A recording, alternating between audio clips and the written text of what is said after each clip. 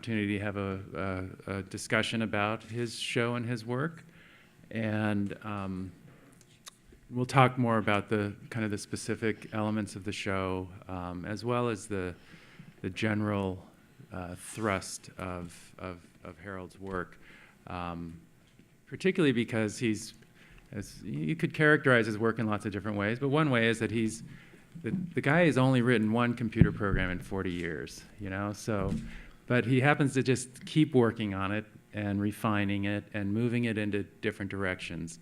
And I seem to remember when I was studying Cohen's work as a student, reading about it, and he can correct any misstatements that I am likely to make here, but that, you know, he calls this program Aaron, A-A-R-O-N, you know, so put two A's in front of it, that the intention was that it would probably be called, you know, go from Aaron to maybe Abel to maybe Acer to, you know, eventually working his way through, you know, 50 or so revisions of the alphabet, giving himself plenty of alphabetic room.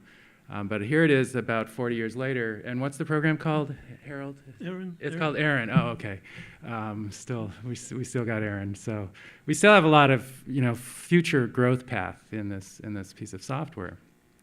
Thank goodness, because it continues to produce, you know, really amazing, nuanced, vivid but nuanced developments, and I've certainly enjoyed seeing the kind of new aesthetic challenges and dimensions it moves into. But maybe just a brief background on Harold, and we'll converse about aspects of this. But Harold, well, maybe before I say that, you know, I will say one thing. Another thing about Harold is, as I hold him as the primary person responsible for me being at UCSD. I came here in 1992 with the specific, you know, interest to work with Harold as one of the, if not the, preeminent artist working with computers. From the 70s through the 80s. And it wasn't just an artist that was doing work that maybe was about computers or that kind of used computers as a tool to replace another kind of methodology, but you know, his work had the stakes in it that was thinking about, you know, what will computing actually change about the relationship between the artist and the production of cultural artifacts. It doesn't just change it in its methodology, but it actually starts to change the meaning of what those things are. And Harold was one of the few artists. You know, we were starting to get a few more artists kind of dribbling into poking around with computers at the time, but you know, there was really no one else who was working with it with the seriousness and deliberateness and intelligence and producing the kind of quality of output that was anywhere near comparable to the work that Harold was doing. And you know, and even though there's still a lot now, culture is computed. Most aspects of how we produce and disseminate culture and involves computing. But Harold's work still stands as, you know, one of the, you know, exemplars of, you know, an artist really kind of seriously engaging the meaning of computing and art coming together. So I was, you know, lucky enough to have the opportunity to come here to work with him to develop our program, and following in that ethos that we've continued to this day. But Harold came to computing. He was already a very renowned artist in 1960s London art scene. Have been in significant shows, well recognized, and decided to come to California and change the direction of his work. So maybe the first thing I would do is ask Harold to maybe talk about that a little bit, about that kind of early attraction, both maybe to California and to computing. They seemed somewhat, they were coincident. They happened at somewhat the same time. Is that right? Well, it's not quite true that I came here seeking to change the direction of my work. I came here in the first place on a one-year visiting professorship. Had no reason to suppose I'd stay longer than 1 year. As background, I suppose I have to say that I was in a state of some discontent about the state of my own work at the time. Had the feeling that there were more interesting things going on outside my studio than inside my studio. But it was really just happenstance that I met this young graduate student in the music department whose goal in life seemed to be to teach programming to everybody except computer science people. And to be precise, the guy who was then chair of the department, who had invited me here, somehow had the two of us in the same room, and he said something like, "You two should get together, famous artist, crack programmer." And this kid immediately said, "Oh, I'm not going to do anything for you." And I said, "Well, I don't remember asking you." And he said, "But if you like, I'll teach you programming, and then you can do it for yourself." And I said, "You're on. When shall we start?" "Tomorrow morning." So that's how that all began. And indeed, it was about 6 months before I realized that programming had any bearing on my work as an artist at all. I was just simply knocked out by this extraordinary intellectual discipline of programming. It seemed like the best game I'd ever discovered. And it was only after about, as I said, after about 6 months that I started to think, well, wait a minute, this actually has some bearing on my work, what I was thinking about. Again, the background there is that I'd spent rather a lot of the 60s knowing nothing at all about computing, thinking. I became concerned in the early 60s that my work relied very heavily upon invention, that I'd have to keep inventing things that didn't really exist in the real world and treating them as if they did. And I started to get the feeling, I don't know whether one can carry on this kind of invention right through one's life. And it occurred to me quite early in the 60s that it should be possible just to invent the rules for making art and then allow the rules, playing out the rules to make the art. And in fact, when I represented the UK in the Venice Biennale in, 66, I think, 66, all of the paintings were done under that paradigm. Mm-hmm. So, that there was, it wouldn't have been remarkable if I'd come here with the intention of doing that. But in fact, my meeting with this kid in the music department and my subsequent meeting with my first computer was really by chance. Mm-hmm. I wasn't looking for it. Mm-hmm.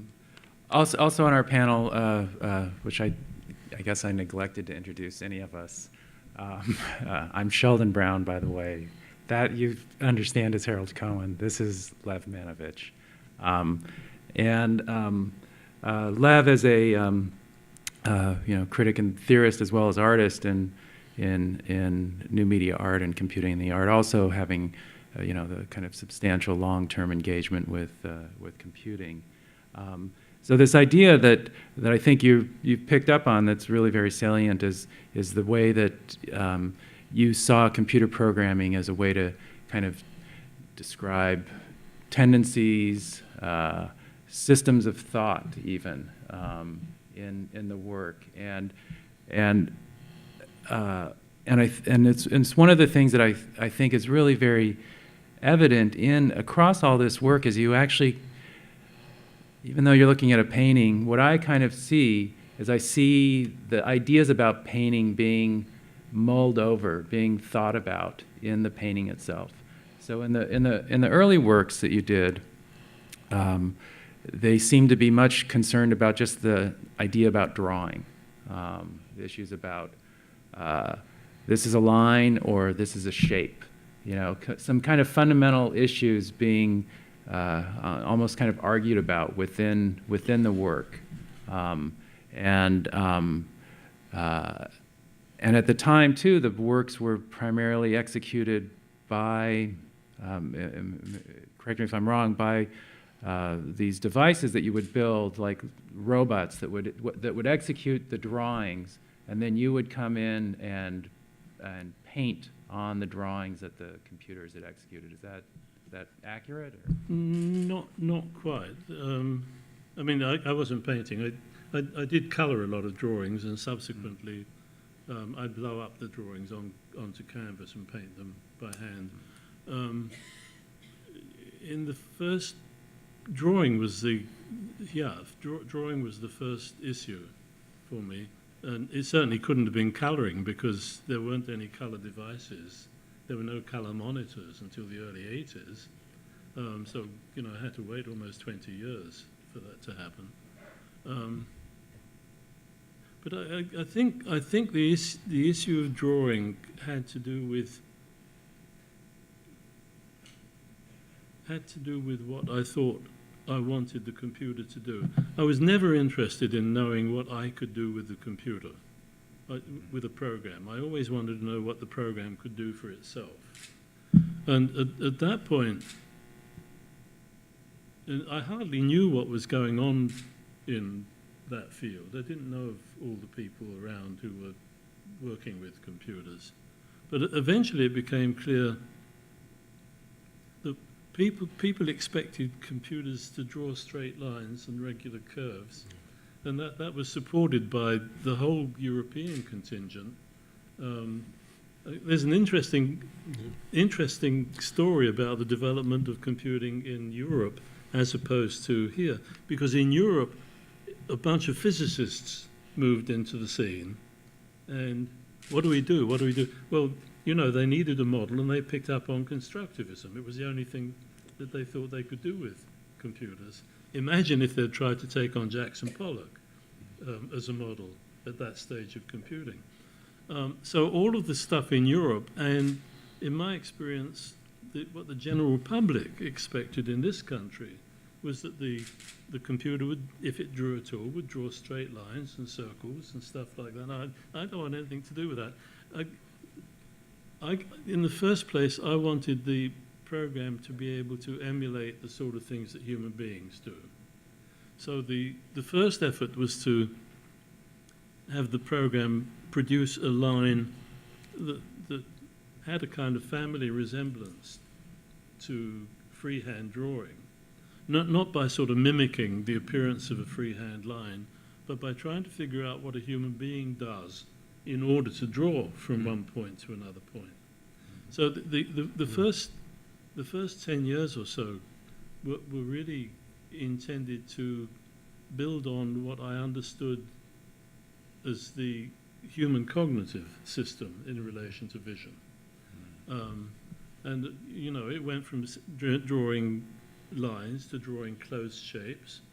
I learned that the first thing babies do, when young children do when they start to draw, distinguishes between closed forms and open forms. So a lot of the work I did in that first 10 years was an attempt to get the program to sort of act as an equivalent to a human cognitive system. I mean, that's really why drawing was the issue fundamentally then. Yeah. Well, so I'd like to pick up on this kind of connection to constructivism. So in the last few years, you know, a number of actually very thick books have been published about, you know, early computer art. There's a book just came out about, you know, actually early computer art in England.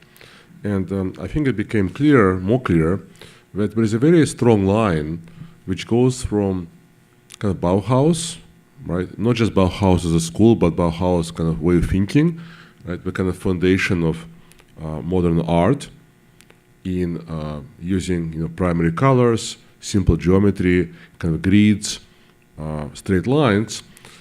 And then some of these people, when we stay in Europe, some people migrate to America, and then we become teachers of the next generation of artists who were first artists to start working with computers. I mean, a very good example close to home is what people are celebrated as being the first the first authors of abstract computer animation, John James Whitney, and we're working in LA, and their teacher is Oscar Fischinger, right? So you're absolutely right that I think lots of early kind of well-known computer art from 1960s, Manfred Noh and others, it's really kind of celebration of computer in its kind of primary capacity, right? Which also corresponds to how computers were used in society, which is to automate, right? So if I want to draw a grid, right, I'm basically executing algorithm, right? I'm moving my pen, making a straight line, moving my pen. Why should I do it? I can write a computer program which will do the same grid, right, in a millionth of a second. And I think lots of early computer art sort of celebrates, right, kind of this ability of computer to automate repetitive labor. And I think what is really was at that time, and even today is unique, right, about your work, is that you're definitely going at it from some very different direction. And I think what I find amazing, right, and beautiful and inspiring about all your work, but in particular works which are shown in the walls outside, is that you're going after what I think people always felt, and many people felt, that is essential to human creativity and human art, which is the kind of dialectic between repetition and variation, right? Between structure and accident, and the amount of variation, right? Line variation, shape variation, and color variation in recent work is really extraordinary. And I'm not exactly sure we could find that many examples in just oil paintings of this kind of complexity, especially in the way you handle color in 20th century art. And when I think about people like younger generation who are really kind of celebrated today, right, as let's say key proponents of algorithmic art, people like Casey Rees, for example,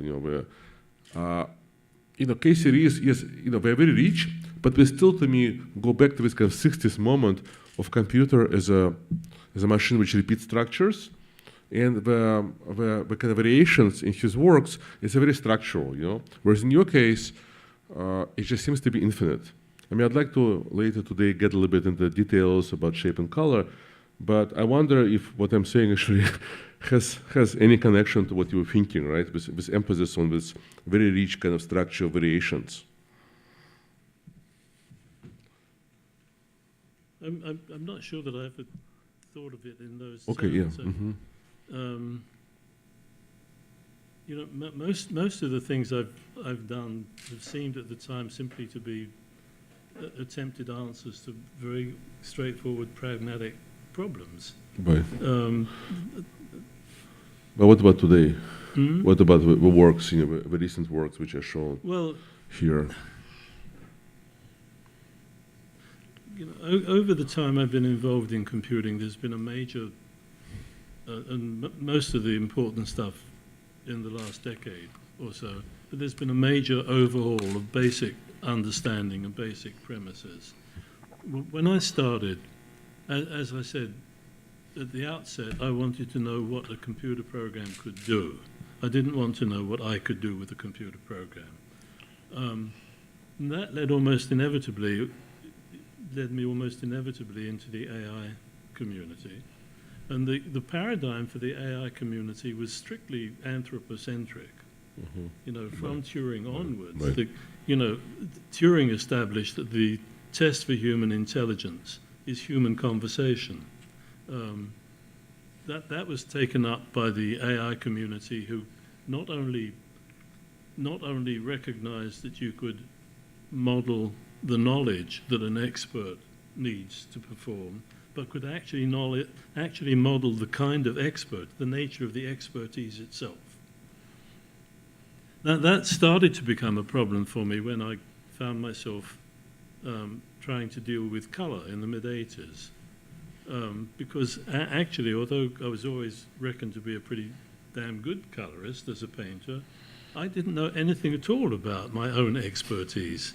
The idea that, what was I going to do? You know, when I paint, I sit and stare at the canvas for 2 hours, and then I get up and I mix a couple of colours together and put them on, and they turn out to be the right colour.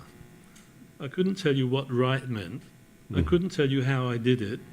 And now I'm going to tell a computer to do this? So the first breakthrough for me was the realization that a computer didn't have to do things in the same way that human beings did, and in fact in many areas almost certainly couldn't.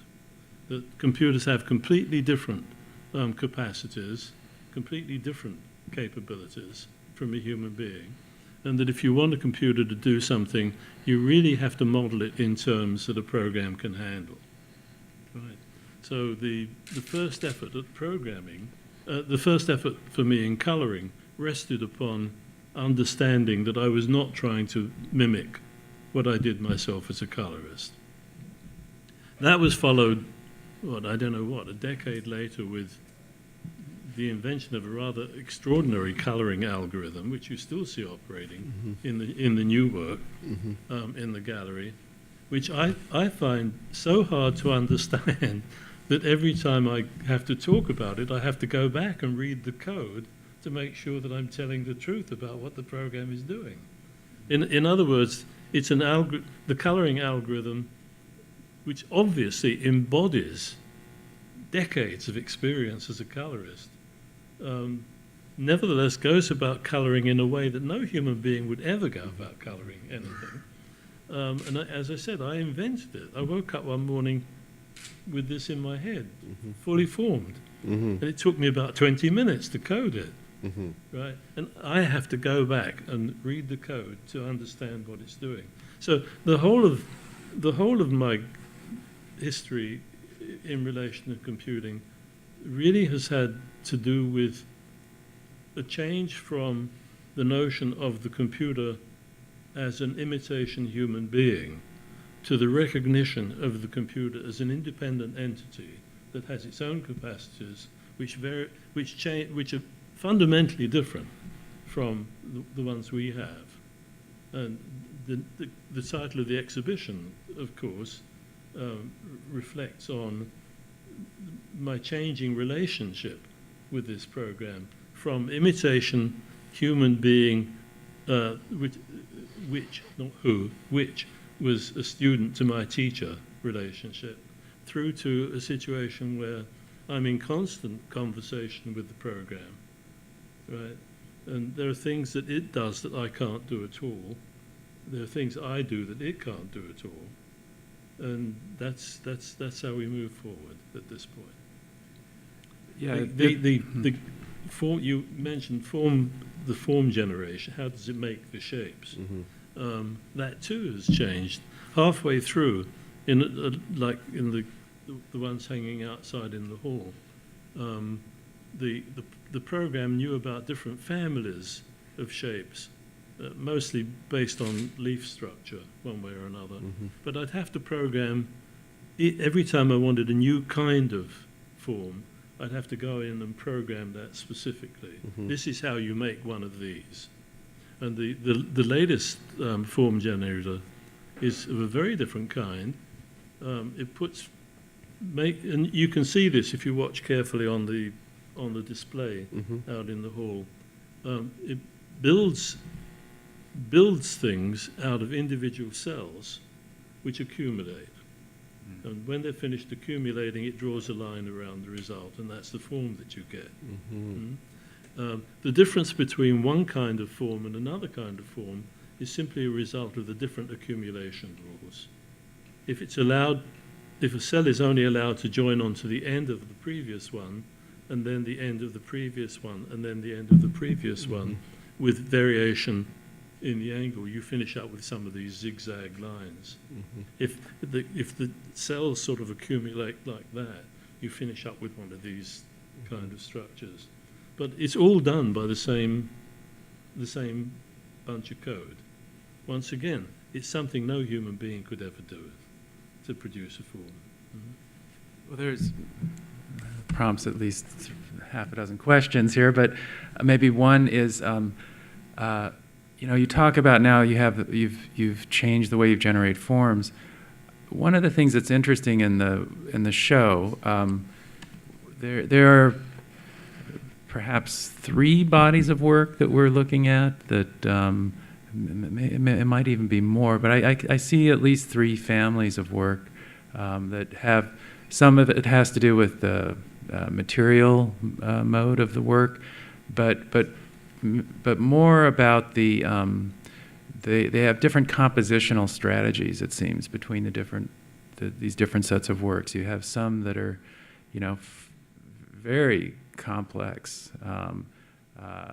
and the ones, for instance, inside the gallery, which actually this is a bit more of an example of, are they're much more of these fields of color, and you see a very interesting conversation between the pieces together about the different color that's being put into play. But for instance, when I think about these pieces, the first thing I think about is color. When maybe I think about the others, I think more about form and composition.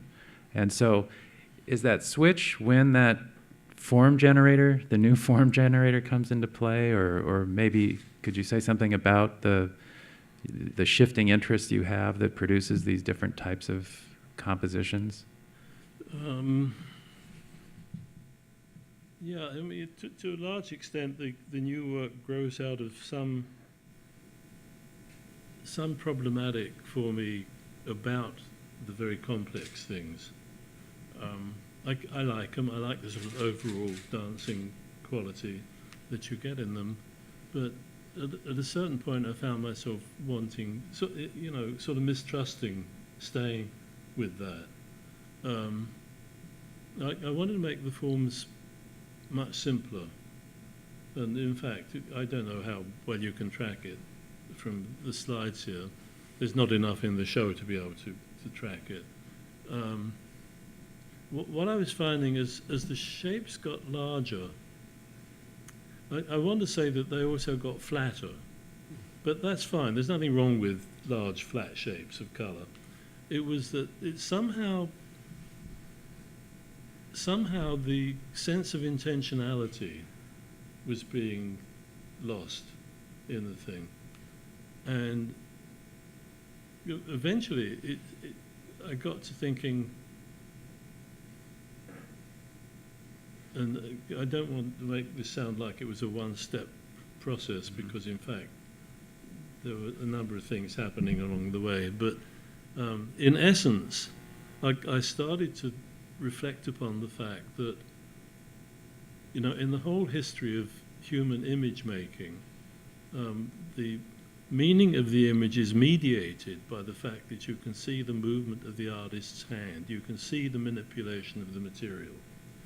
And I was beginning to think, it's not that they look flat, it's that they look intentionless. Mm-hmm. The complex ones seem to avoid that in the same way that photography is untouched by hand, usually, also.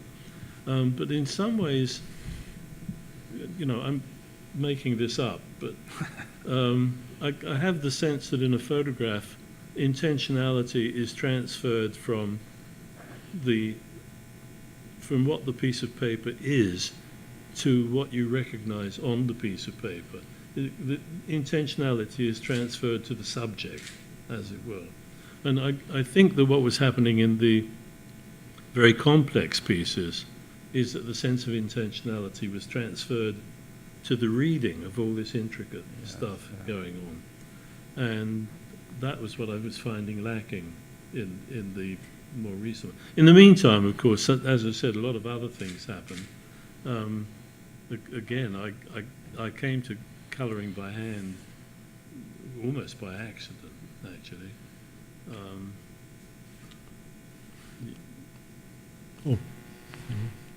No, this is a good point. Yeah. Well, I'd like to try to, get in at least one question which will be like really concrete. We can actually talk about colors and more details. So to me, I mean, I understand very well, and I think that for you this works as a result of this kind of dialogue and conversation between your intelligence and this, let's say, alien intelligence of a computer. And I'd like to come back to it and to ask you how you guys actually talk to each other. But right now I wanted to ask about actually some color specifics. As I'm thinking this work, and in my mind, right, I kind of invoke images of some of the most, let's say, important colorists, right, or color generators of the 20th century. We have Matisse and Kandinsky and William de Kooning. I just saw his show at MoMA and so on. And I was trying to, and when I saw the works, yesterday, what struck me right away is certain, let's say, devices, which I think are really unique to this body of work. And and you can say, Lev, this is just complete nonsense. It shouldn't be, it's not how you talk about my work, but I'm curious. So one device, or again, maybe it's a kind of non-intentional effect of algorithms, is that, so if we look at which colors are joined to each other, right? So some of them sometimes, they're almost primary colors, some of them are variations, but what I see is that sometimes, very often in these recent works, you have some kind of shape, right? It has a single color inside. Even around the shape, you have these borders, which are often kind of the same hue, but maybe a little bit lighter, right? Even only after that, you get a really different hue, right? So you have like one hue when you have some little borders, like North Korea, South Korea zone, right? Which are just give you like a little bit of variation, but variation maybe not in hue, but in a so if you think about hue saturation, right, and brightness, right? So maybe a little bit less saturated, a little bit more bright, and after that, suddenly you have a different hue. And I was wondering, is this something you're thinking about, or I just picked out on something which happens as a result of algorithm, and it's not really what you're intentionally trying to do? Because to me, this is actually one of the key devices which gives us paintings with incredible sort of liveliness, right? Lightness, and also really separates them from what people have done before, among many other things. Yeah, no, it's very much in the center of. It's really a central issue. Edge is critical in all painting. Right. You can have color, but unless you're sitting inside a uniformly colored sphere, you can't have color without boundary. And what happens at the boundary is fundamental in painting. In representational painting, of course, it's controlled by what's come known as the Mach band effect. The Mach band effect is that when you're looking at something, when you see a dark area against a light area, the dark area seems a little darker along the edge and the light area seems a little lighter. Mm-hmm. In other words, there's a kind of edge contrast. There's a contrast going on, brightness contrast going on across the edge. I sort of wanted to deny that.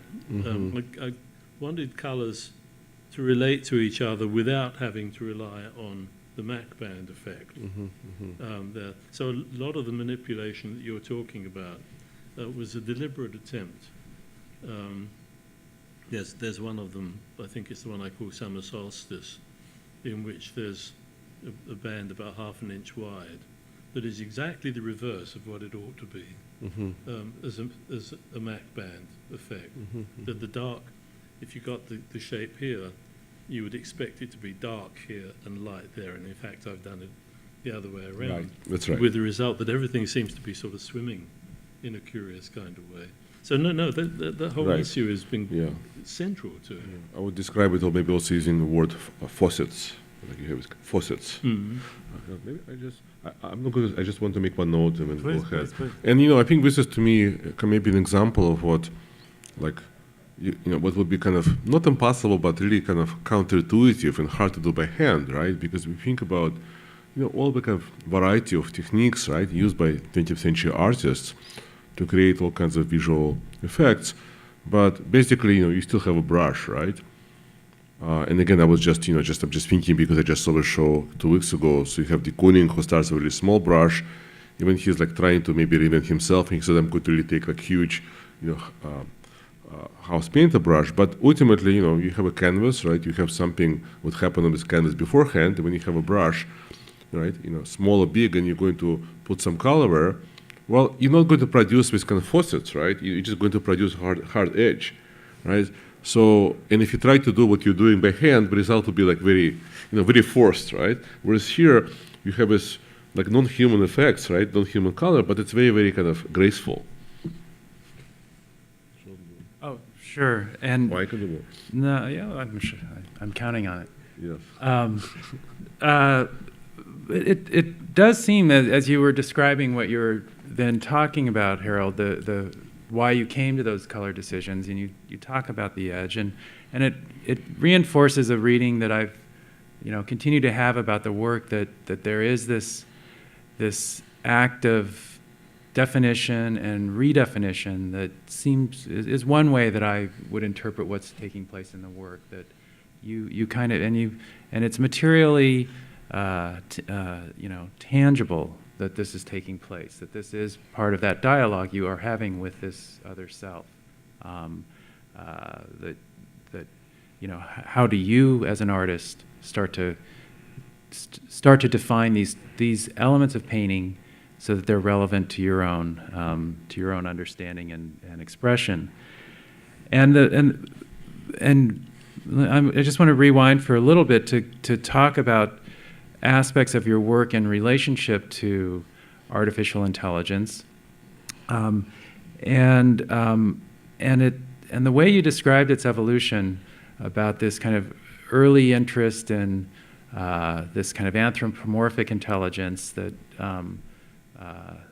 is, we're trying to cultivate within a computer, to the point where we're recognizing that it's a very alien intelligence that we're then trying to come up with the most, with some kind of new, interesting, renegotiated relationship with, is one way that you could characterize the field of artificial intelligence and its aspirations and ambitions. That the field at large kind of goes through this kind of shift. But there's another way in which I think your work also kind of connected into that, and that is, we touched on it a little bit, but that is the way you make things out into the world at large. So your work was always about making paintings or making drawings, and not just making images. So even now, as we see these slides on the screen, these to me are images of the work, but your work is very distinct because you're very concerned about what its material presence in the world is, what it then creates as a kind of as a primary experience between the user and the work of art, and not as a user in some random image that can be printed in many different ways. Now, early on, this I think got a lot of this had a great deal of apparency because, as you were indicating, the machines didn't exist that could make these images. So, because you had such a concern for this, you had to make machines to make these things, and there was a very interesting kind of there was a performative aspect to the work. So maybe you could talk a little bit about that aspect of the work, which is maybe a bit secondary, but still quite amazing and quite interesting about how you kind of work with the idea of materiality over time with creating your work. Well, the first output device I had was a little monitor made by a firm called Tektronix. I don't even know if Tektronix is around anymore. But the monitor was like this big, and it had a little green spot that danced around. So you'd finish up with this sort of light green line on a dark green background. It was sort of fascinating, but I thought, what am I going to do with this? Only one person at a time can look at the damn thing. So that's when I decided to build my first drawing machine. I was so incredibly ignorant about engineering, you wouldn't believe it. I mean, the thing looked as if it had been made with a knife and fork. I didn't even know that you could buy parts out of a catalogue to do the thing, do the stuff with. It was driven. And by that, you're talking about like cogs and. Yeah, drive belts, cogs, all that stuff. So my drive belts were actually metal tape in which I'd punched holes by hand. Crazy. The interesting thing, though, is that, I mean, I think I did one show at the LA County Museum with that machine. But aside from that, I'd recently acquired my own first computer, which was this little Nova, which had 8K of core memory and only paper tape as an output device, as a mass storage device. And it was made by, what was the name of the company that made it? Data General Corporation. The guy who sold it to me was the vice president, and I rather suspect it was the first machine it actually sold. But we became quite good friends, and eventually they asked me if I would show my machine at the trade fair that year in Las Vegas. Sure, I took the machine along and put it on the stand, and to my astonishment, these are all trade people, would come by and say, "Where did you buy it? How much does it cost? Who made it? Where can I get one?" I thought, well, you know, we're living in a culture in which everything arrives from heaven in a cardboard box. Right, it's the first real sense I had of the nature of the civilization we live in. Nobody makes anything. Right? One guy came by whose name happened to be Cohen, a nice elderly gentleman, and he looked at my machine, and he knew perfectly well it had been built in my kitchen, or like it had. And he said, "Oh, I make drawing machines too. Would you like to come and see my machine?" So, yeah, I trotted up to see his machine, which was in up north of Los Angeles somewhere. And he built these astounding machines that only had one moving part, and that wasn't attached to anything. It was something, what was it called? The Zinetics plotter. And he was making machines for the National Geographic Survey, Geological Survey, and the armature floated upside down on an air cushion, held up by magnets, by magnetic force, held down by air pressure, and this thing would move around, and that was the only bit that moved. And the drawing was down here, it would have a pen. So I learned an enormous amount about how little I knew about engineering from that visit. So yeah, then after that I built a series of much more respectable drawing machines. And they range from flatbed type machines to little robots. Well, there was my original knife and fork flatbed, and then I thought, it can only make drawings like this big anyway, and not a lot of people can see them. Why don't I know what I'll do? I'll build something that will wander around on the floor, making a big drawing. So I built this little turtle, and I did 4 shows with the turtle. And then after that, I went back to, the precision of that stuff was sort of limited. And I went back to building flatbeds at that point. And then subsequently, when I became deeply involved in colour, I'm a logical person. If I make a drawing machine to show drawings, I have to build a painting machine to show The painting machines were a nightmare to keep going. And I only actually did, 2 shows, I think. And then the final version was featured on Scientific American Frontiers, but that was in my own studio. Yeah. And it's up at it's part of the permanent collection of the Museum of Computing History now.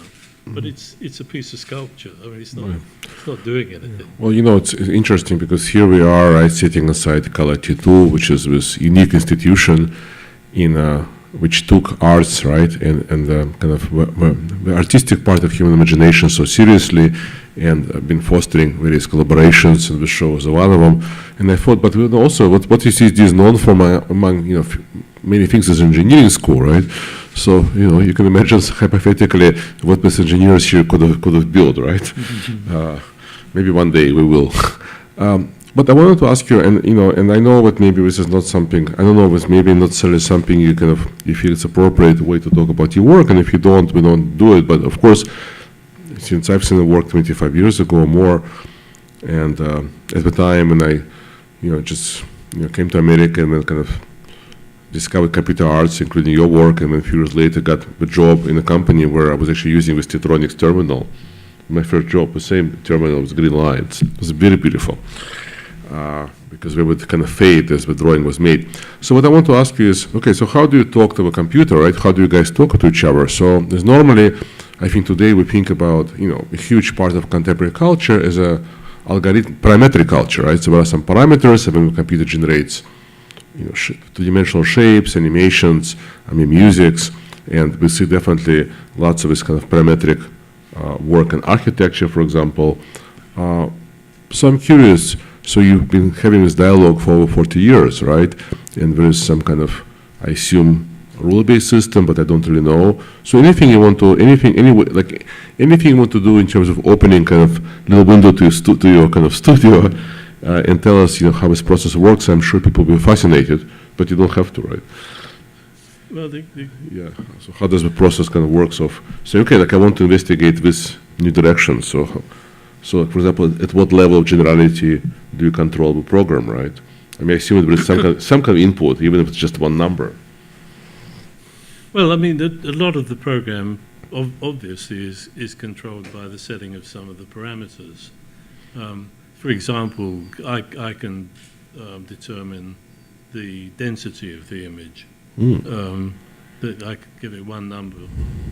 0.3 means that 0.3 of the entire surface will have objects and the rest will be background.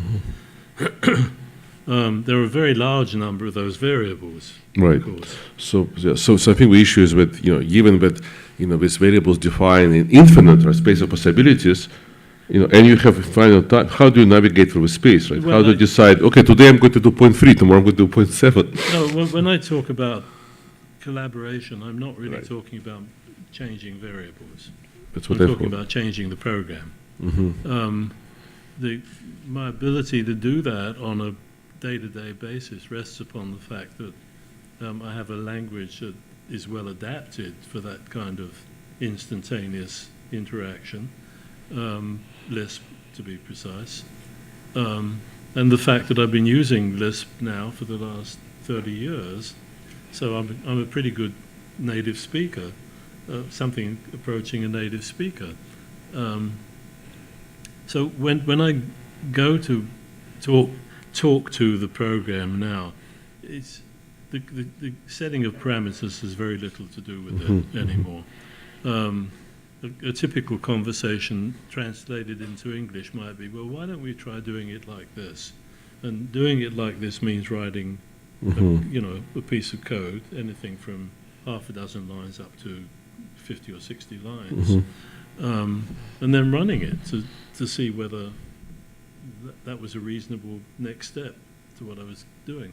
For example, the one most recently on my mind is that I talked about the general form generator. I got to thinking that when you get several variants of the same form, they kind of look like brothers. They're like siblings. They're all produced by the same parents. And I started to wonder, why isn't it possible to have the forms generate in generations? Why doesn't one form generate out of the one it's already done? And puzzled about that for quite a long time, and I now have a version, literally only days old, in which one single transformation produces an essentially endless series a generational series of forms, obviously related to each other, but not related in a kind of sibling sense, right? Each one depends upon what had happened in the previous one. And there's only one transformation that does everything to the form, which I think is about as general as you can go. But that resulted simply from, days and days of conversation with the program. Why don't we try doing this? Why don't we try doing that? Well, one of the things I found when I was, trying to make the thing more general, is that if I had an idea in mind as to what I wanted, and then tried to force the program to produce it, it never worked. They always came out looking very clunky. It's only when I was able to put my own desires on the side and think about different strategies in which cells can accumulate, that I started to see forms that I could never have imagined myself. In other words, rather than forcing the program to think in my terms, I was having to force myself, as it were, to think in the program's terms. So one of the things then, and I noted at some of the conversation around the opening last night, and the screen that's actually generating paintings in real time, where a version of Aaron is running. One of the comments that I overheard was, I wonder when he decides to paint one of these. So it seems to be producing, and the way that particular program runs, it does some kind of interesting things about how it overpaints itself, and but there's no obvious point where you would say, that's the one. Stop. Let's bring this into the world. How does that happen in the generation of the work? Well, I don't. When I'm in my studio, I don't use that Right. continuous running version, which could easily produce. I mean, if you save the file after every change, you finish up in the morning with 10,000 images on file. The version I normally use produces one image at a time and then flushes it and does the next one. So typically I finish up with a couple of hundred images in the morning. It could go much further than that, but 200 images is as much as I want to look at on any morning. And the problem is that they're all okay. I mean, any of them could be carried forward, and I have to decide now. Well, I want something to work on in the studio, which is an essential part of the problem of the procedure, because if I don't reify it, then I don't know whether I was really right about what I saw. I don't think of the selection process as being one of finding the best ones. It's been mostly involved in finding the ones that I don't quite understand, where the program has done something, wait, that's not what I expected to see out of this. And that then faces me with problems when I actually go to the business of painting them. So I'm looking for the outliers. I'm not looking for the ones in the middle of the bell curve. Any consideration that of actually trying to encode that as an aspect of Aaron, that Aaron would be able to look at Aaron's production and Willow 200? Obviously, this has been, floating around out there somewhere the whole time. But in the first place, of course, once the program has finished doing the work, if it had to come back and look at it as if it had never seen it before, it would not know what was there. So that's really the heart of the problem, because any judgment made on the basis of what it's just done is one thing, but making a judgment based upon other considerations, like we use in looking at the image, is something entirely different. I spent a long time thinking and actually saying at conferences and writing in papers that the next step will be to have the program tell me which ones to print. But I don't think that way anymore. You mean you think it wouldn't be worthwhile enterprise to try to build this kind of selector? I don't even know how one would go about it. Well, I can imagine some very kind of brute force approach, right? Because so you generate a few hundred or a few thousand or a few million images, and imagine these images have various properties, kind of color, composition, line orientations, and it's true that if you combine all those, if you describe each property separately, they may never really give you the same impression as looking at the thing. But at the same time, again, with this brute force approach, you can simply imagine the program doing histograms of each property and then simply picking out the ones which are outliers, right, on the basis of this basic visual dimensions. It may not produce any interesting results, but will be interesting. Well, outliers could either mean remarkable or remarkably awful, and we don't know which. Yeah. And perhaps, to go back to the question that you asked in terms of how do you talk to each other, how does the program talk to you, how do you talk to it? But this may be the most interesting part of that conversation, the looking at what has been done, your kind of evaluation, insight, understanding, surprise, and that's why we actually have conversations, because we are looking for something that moves us down the path of understanding. And then from that, you go back to the program after you do it. Yeah, and potentially, since we kind of this connection to AI, right, as part of this conversation, you can imagine, like AI had this idea of kind of building an expert, right? So uncovering expertise in somebody's head. Well, expertise maybe not only just making the image. Expertise can be selecting, the image which is interesting. So potentially, this can be like the AI part is modeling you not as an artist, but modeling you as a kind of selector. Yeah. Well, there's a lot of trying to understand what is the logic or what is the kind of structures behind the decisions. I promise we'll not do it, but I'm just. I think in principle all of that stuff is doable. I also think that we're probably 50 years or 100 years away from being able to do it. Do I doubt that it will happen? Sometimes a little bit, but I don't think. Well, I know I'm not ready to do it. I don't think the field is ready for that level of determination of what the program can do. We're only just actually. When you think about how much time and money has been spent and wasted following the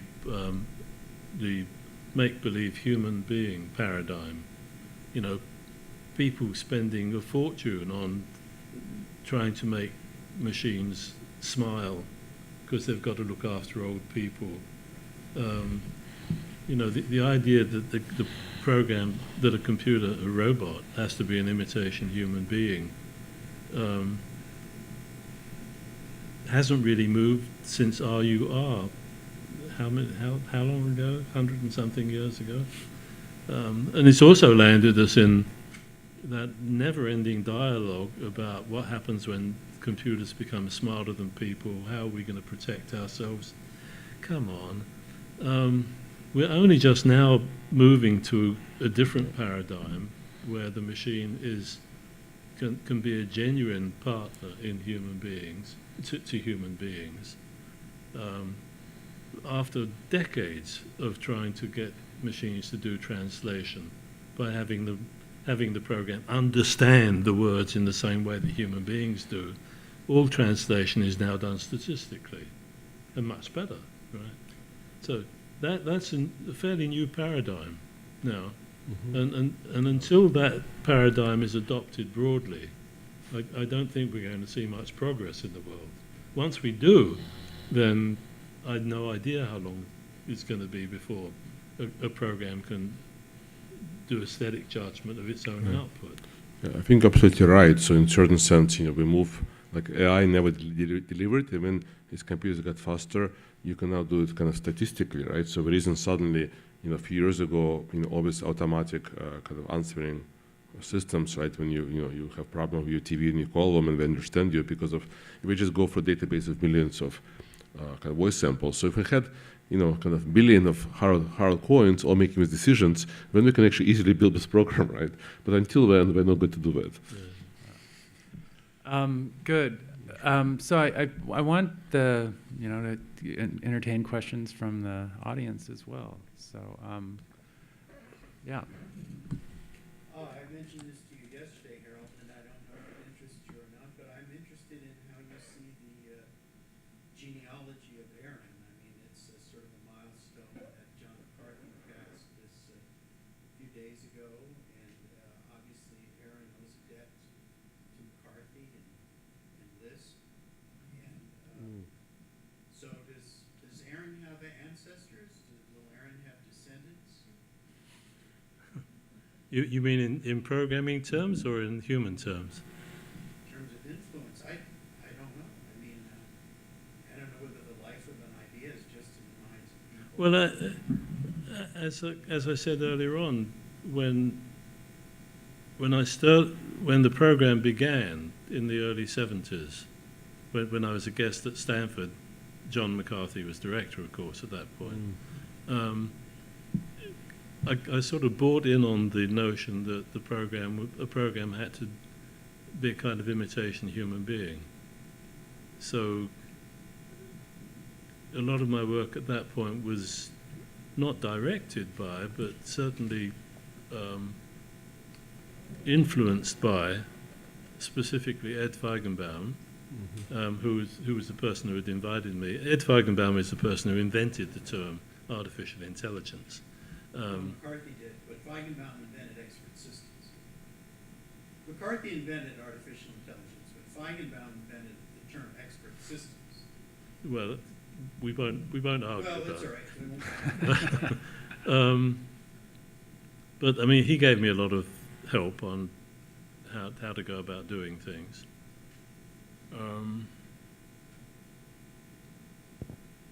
But I mean,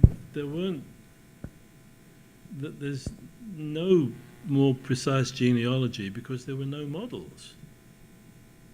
I was not, if there were, I didn't know anything about them. There was no one around to say, oh, this is how you make a program make a drawing. So I can't tell you about its genealogy. As I said, in general, it began from what then became a fairly orthodox AI position about what a program was.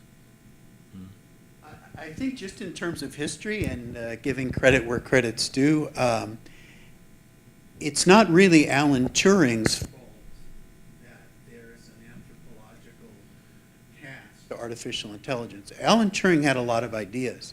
And if you said that Alan Turing was a great code breaker and he helped win World War II, that would all be true, but it wouldn't be complete. Alan Turing has some wonderful papers on what he called morphogenesis. And those papers really weren't picked up by the AI community because they were interested in playing things like chess and so on. But it turns out that in the sort of genealogy of Aaron, there's this very strong link to Alan Turing, and it's not Alan Turing's Turing test, but it's his papers on morphogenesis.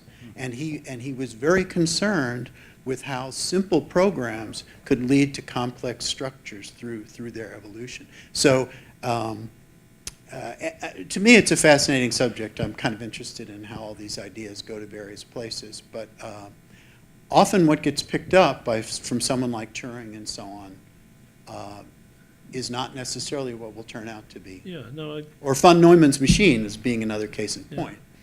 No, I didn't mean to imply that Turing had invented the idea. It goes back to Pygmalion. The idea of making an artificial human being goes back to Greek mythology. So it's built into the culture, right? With or without Turing, I'm quite sure, you know, the AI people, when they came along, would have adopted that position. Yeah. Or we have someone back there? Yeah, since you're right there, let's keep with the mic.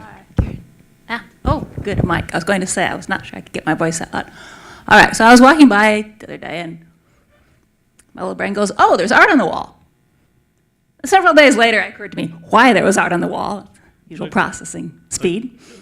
I can't hear a word you're saying because you're shouting into the microphone. I was afraid of that. I'm sorry. Me and Mike's are not friends. I said, well, a few days ago, I was walking by the wall, okay, over there, and I saw, oh, there's art on the wall. So my brain just said, oh, there's art on the wall. And a couple of days later, it occurred to me why there was art on the wall. But my brain clearly decided that was art.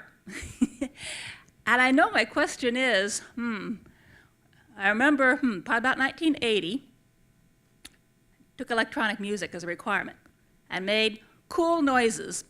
And what my electronic music teacher said that those were cool noises, but they were not music.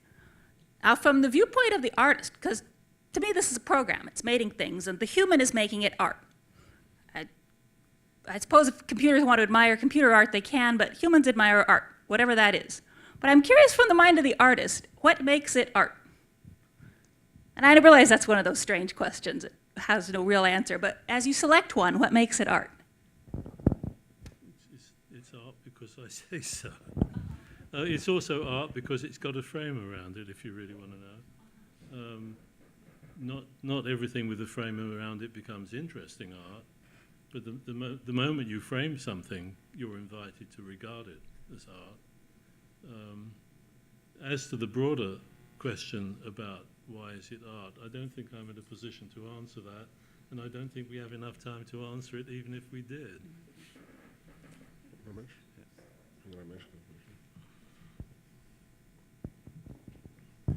So a few observations to make. Just listening to your description of your thought process, I can see how you influenced Sheldon, especially we watched the scalable city evolve. So I see the connection. But I wanted to go back to your observation about how you didn't want to view a program or a computer as something you could do something with, but you wanted to find out what could the program do. And to me, one of the things that programs can do is simulate complex phenomena. Complex.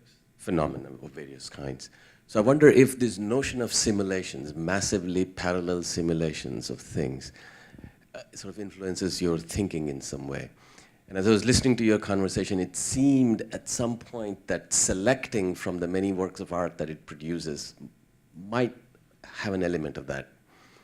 But it appeared as though what you were saying was the ability to self-reflect is very different from, you know, the rules you've taught it to produce, right? So maybe you have to write a program that thinks like a critic as opposed to thinks like an artist. But is there a way you can tap into the power of the computer to simulate things? I don't know. It's a very difficult problem. Lev put his finger on something. I was about to say, you know, we've got all this data, we can analyze, you know, thousands and thousands of images. And I was about to say that there lies the path to academic art. Right? If you know what the rules are, then you can find out all the ones that follow the rules. I'm not interested in the ones that follow the rules. I'm interested in the ones that don't follow the rules. Right? And then, of course, he wasn't thinking down that way either, because he said, pick out the outliers. You can write a rule to find the one that don't. Find the ones that don't. Well, which is, of course, also is a kind of rule, right? Which is also a rule, right? Let's find ones which are like 1%, right? Yeah. That becomes another rule, right? Yeah. But I think it does. It points out a question. You remind me that I first had when I started to really seriously look at yours and Aaron's production, to put it in the terms of the collaboration, and it was wondering about what kind of representation did Aaron have of the painting itself. You know, so if I'm making a painting, and I'm looking at it, adding things to it, and changing it. It's always in relationship to my own representation of what that painting is in my mind, and to me, it's that's another interesting part of this collaboration you have with Aaron. But now that I understand it, some aspects of its operation more, part of the role you play is that you have this kind of meta representation of what the painting is, of what the paintings are, and it's a cognitive aspect of the process that Aaron doesn't have. Is that overstating it, or Not that Aaron doesn't have it. It's that Aaron's representation of the program is not like of the painting is not like my representation of the painting. It has a very elaborate representation. In fact, you know, I should think probably 55 seconds out of every minute when it's running is devoted to building a data structure, not to actually drawing.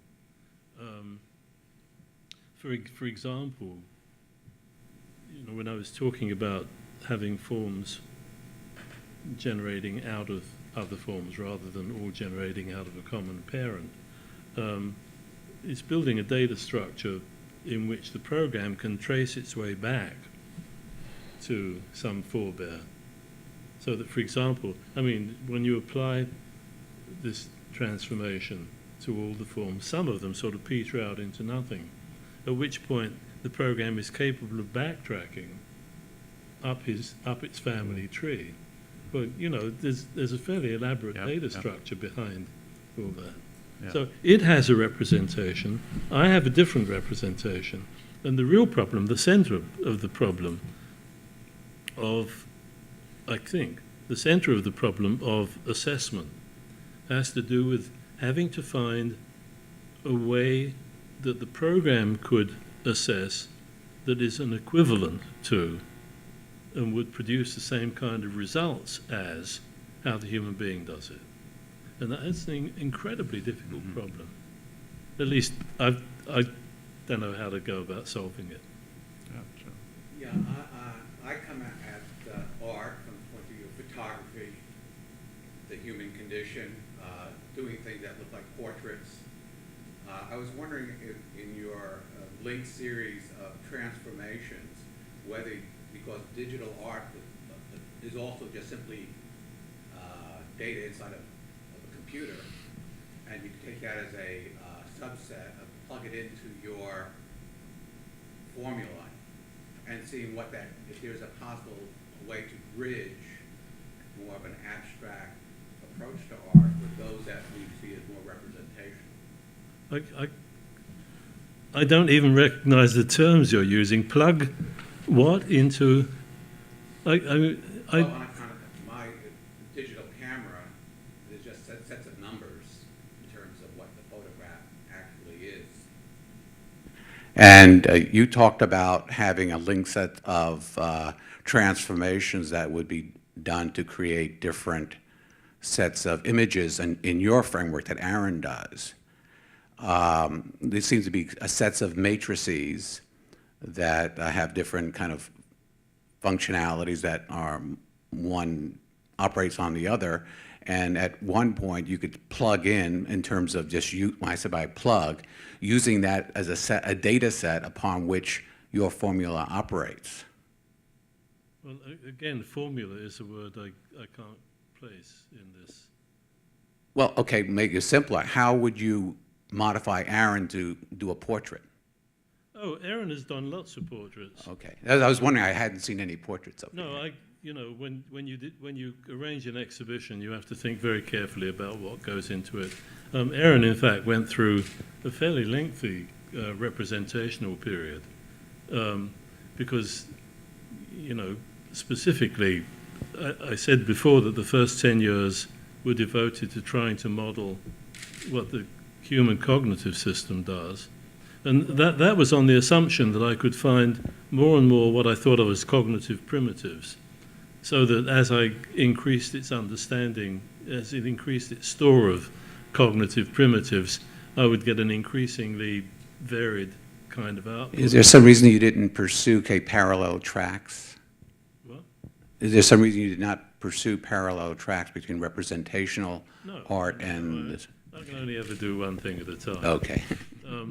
But after about 10 years, I started to recognize that I wasn't finding any more cognitive primitives. And I came to the conclusion that the way the human brain does it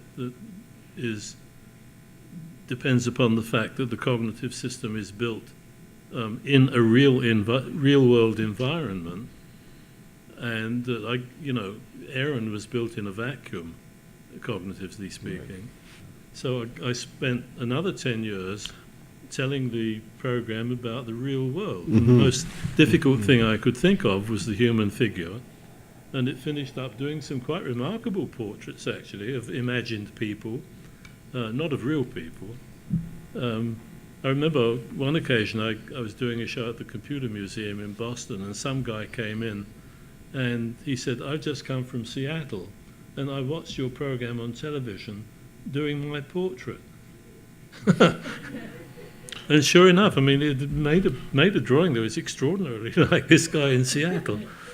And then we went off to lunch, and there on the table was a woman that was being drawn, But eventually, whatever it was led me back to my evil ways artistically. Question back there. Just very quickly, so I didn't realize that you were kind of building this, knowledge way. For example, maybe we build like knowledge into a sink. So is it a logic? Is it meaningful to ask how many different things Aaron knows, or it was just a particular stage? Well, that was a particular stage. It was a He particular doesn't know stage. about human beings anymore. Yeah, I forgot. Good. Good. Well, I think it's enough already. Yeah. Okay, Okay, maybe- I see. Might be our last question back here. Hi.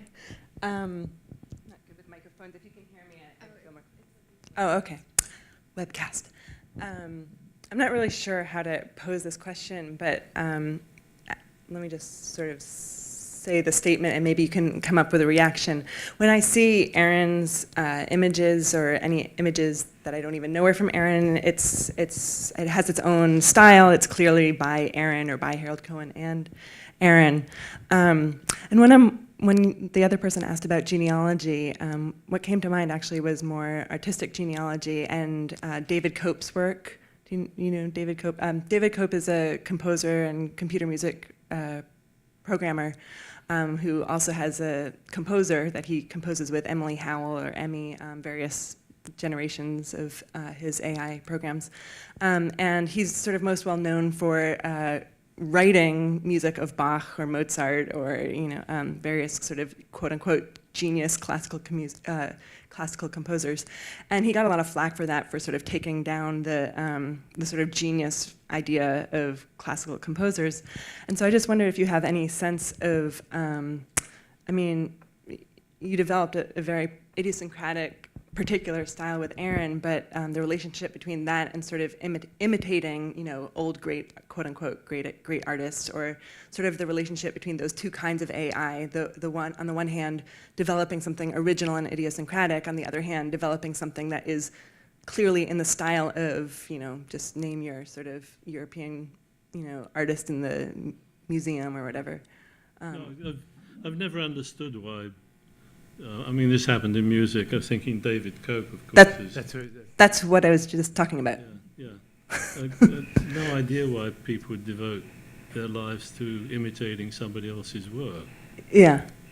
I think David produces some very beautiful stuff. Yeah, that was my question, because he also produces very original work, and so I just wonder if you had any sort of sense of the relationship between, on the one hand, imitating, old quote-unquote great art, and on the other hand, something more original and contemporary. I'm simply not interested at all in emulating, imitating, whatever you want to say, other people's work. Yeah, my question wasn't why aren't you interested, it's just if you have any sort of comments on, I don't know, the relationship between your work and David Cope's work, for that matter, I guess, most generally. No, I don't know his work, so I can't. Okay. I can't comment. I will say this, however.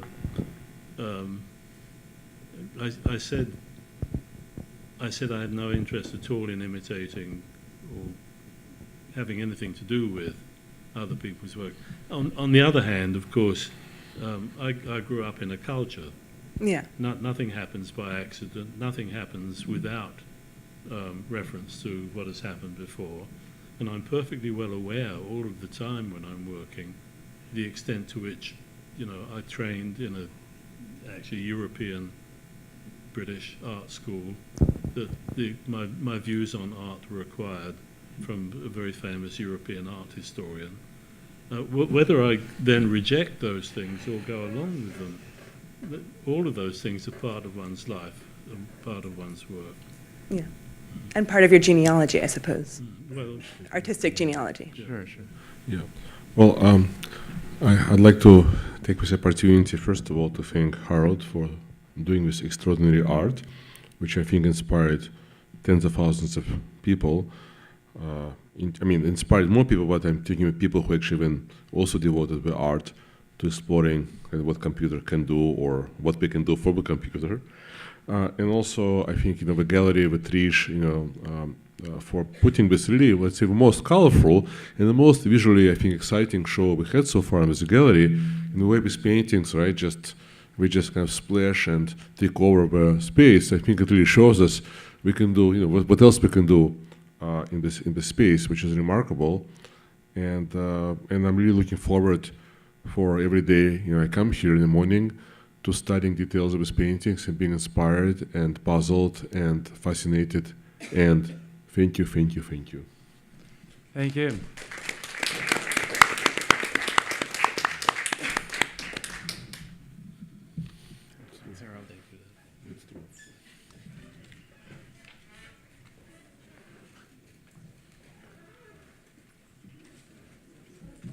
There's so many more questions I could ask. For example, about frame, right? This frame is obviously quite important. yeah, of course. But what will happen if you forget about frame, but does it just generate, right? It's there's infinite canvas.